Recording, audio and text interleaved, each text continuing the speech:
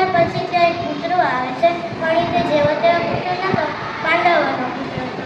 એકલવ્યએ સીધો ગળા ઉપર નિશાન બનાવી અને તેને માર નાખ્યો.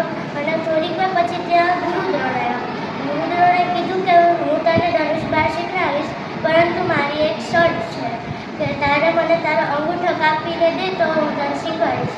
એકલવ્યએ સાચેમાં અંગૂઠો કાપી અને ધનુષબાણ શીખવા માંડ્યો. એકલવ્ય તેના જમણા હાથનો અંગૂઠો કાપી ગુરુદ્રોણને આપી દીધો, કારણ કે તેને ધનુષબાણ